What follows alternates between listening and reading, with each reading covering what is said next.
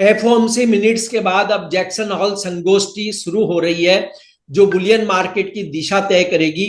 रूस और यूक्रेन लड़ाई को खत्म कराने के प्रयास यदि पूरी तरह सफल होते हैं तो गोल्ड और सिल्वर पर गहरा असर होगा। लेकिन अमेरिका में ब्याज दर कटौती कब होती है और कितनी, इस पर सभी की नजरें टिकी हुई है। गोल्ड सिल्वर मार्केट पर बात करेंगे पृथ्वी फिनमार्ट के कमोडिटी डायरेक्टर मनोज कुमार जैन से। मैं हूं कमल शर्मा। मनोज जी, स्वागत है आपका मोलतोल में। नमस्कार कमल जी। नमस्कार मनोज जी, एफओएमसी मिनट्स क्या दिशा देती दिख रही है, जबकि सोना चांदी के लिए जैक्सन हॉल संगोष्ठी जो है वो भी बहुत अहमियत रखती है। समूचे ट्रेड के लिए इसका क्या असर होगा और किस तरह ट्रेड करना चाहिए? देखिए, यहाँ पे जो फेड के मीटिंग मिनट्स जारी हुए हैं जुलाई मंथ की पॉलिसी मीटिंग के, उसमें यहाँ पे कुछ नया निकल कर नहीं आया है। उम्मीद की जा रही थी कि यहाँ पे फेड मीटिंग मिनट्स में आगे ब्याज दरों में कटौती का कुछ हिंट जो है मिलता हुआ नजर आएगा, लेकिन जो फेड के जो मेंबर्स हैं वहाँ उनकी राय बटी हुई नजर आई। दो मेंबर्स ने वहां पे ब्याज दरों में कटौती की वकालत की, लेकिन बाकी काफी सारे मेंबर्स जो है अभी भी यहाँ वेट एंड सी की रणनीति ही अपनाने की बात करते हुए नजर आए। उन्होंने यूएस ट्रेड टैरिफ से इन्फ्लेशन में बढ़ोतरी के साफ तौर पर संकेत दिए, और अभी भी वहां पे एक असमंजस की स्थिति जो है फेड मिनट जारी होने के बाद देखने को मिली कि सितंबर में भी वहां पे यूएस फेड जो है ब्याज दरों में कटौती का निर्णय कर पाएगा या नहीं।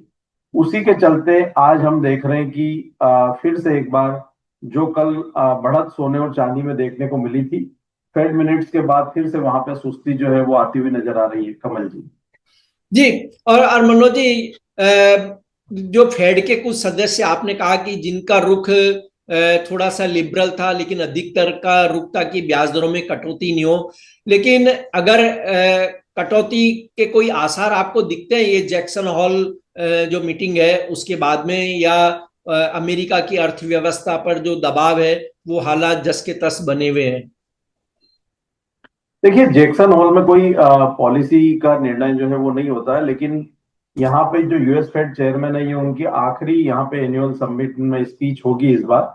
उसके बाद उनका कार्यकाल जो है वो समाप्त हो जाएगा। तो उसको देखते हुए वहां पे ये कयास लगाए जा रहे हैं कि कुछ जो संकेत है वो ब्याज दरों में कटौती के इस समिट में दे सकते हैं। इसीलिए यहाँ पे जैक्सन हॉल में जो उनके उद्बोधन है उसकी वजह से एक यहाँ पे मार्केट में काफी उत्सुकता बनी हुई है। तो अगर वो यहाँ पे ब्याज दरों में कटौती और आगे मॉनेटरी ईजिंग के संकेत जो है कल उनकी स्पीच में देते हैं, तो वो सोने और चांदी के लिए एक बड़े पॉजिटिव ट्रिगर का काम करता हुआ नजर आएगा। लेकिन अगर वो यहाँ अभी भी अगर टाल मटोल करते हुए नजर आते हैं, तो फिर यहाँ पे एक दबाव जो है सोने और चांदी की कीमतों पर बढ़ सकता है, क्योंकि यहाँ पे इसराइल हमास और रशिया यूक्रेन के बीच में सीज फायर को लेकर के प्रयास यूएस लगातार करता हुआ नजर आ रहा है। हालांकि अभी वहां पे कोई बड़े डेवलपमेंट भी देखने को नहीं मिले कि पीस डील जल्दी होती हुई नजर आएगी, क्योंकि इसराइल ने फिर से एक बार गाजा पर कब्जे के लिए अपने जो सैनिक है वहां पे उतारे हैं। और रशिया और यूक्रेन के बीच में भी यहाँ पे जो कंडीशंस है उनको लेकर के अभी भी असमंजस बना हुआ है। तो जल्दी यहाँ पे डील होती हुई नजर आएगी, इसकी भी यहाँ पे जो है अभी पॉसिबिलिटी कम है। तो हमारा मानना है कि यहाँ पे ब्याज दरों में कटौती को लेकर के अगर कोई ट्रिगर आता है, तो वो बड़े एक डायरेक्शन का काम सोने और चांदी के मार्केट के लिए करेगा। नहीं तो एक दायरे का जो कारोबार है वो अगले कुछ दिनों तक सोने और चांदी में बना रह सकता है कमल जी। जी, तो मनोज जी, गोल्ड के ट्रेड में एक ट्रेडर को अब कैसे ट्रेड करना चाहिए और सपोर्ट रेसिस्टेंस लेवल क्या होंगे नियर टर्म में? बेहतर होगा कि यहाँ पे अगले एक से दो सेशन के लिए सोने में ट्रेड को थोड़ा अवॉइड करके चले, क्योंकि अभी यहाँ पे जो क्लैरिटी है ट्रेंड को लेकर के वो नहीं है।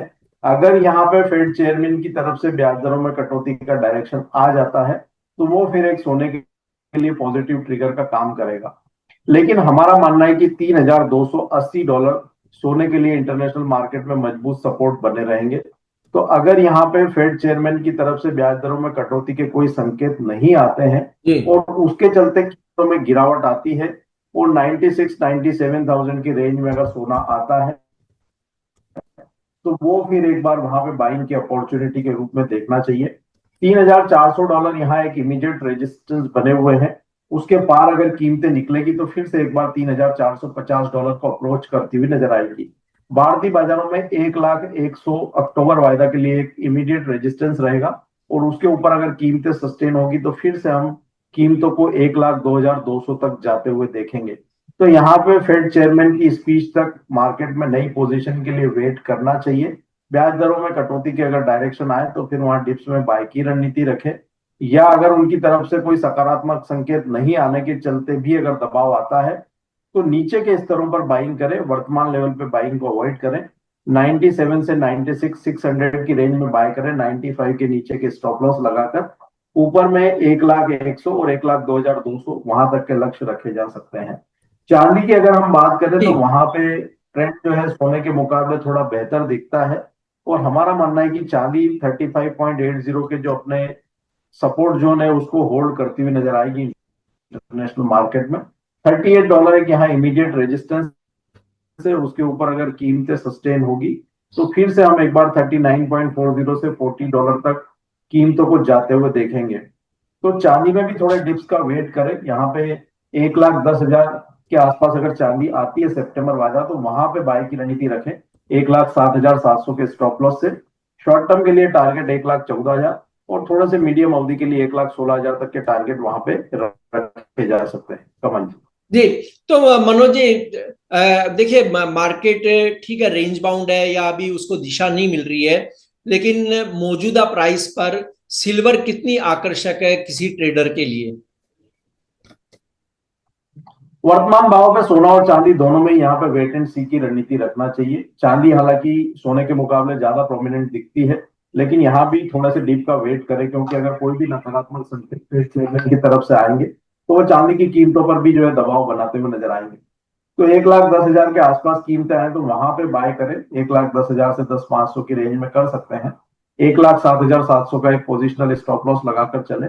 1,14,000 और 1,16,000 तक के लक्ष्य रखे जा सकते हैं। तो वर्तमान लेवल पे थोड़ा सा यहाँ पे वेट करें। आज शाम को यहाँ पे यूएस के अनएम्प्लॉयमेंट क्लेम्स जी के नंबर्स भी आना है, और जो फ्लैश मैन्युफैक्चरिंग पीएमआई के नंबर्स भी है, तो उसके चलते भी एक वॉलेटिलिटी जो है शाम के सत्र में देखने को मिल सकती है।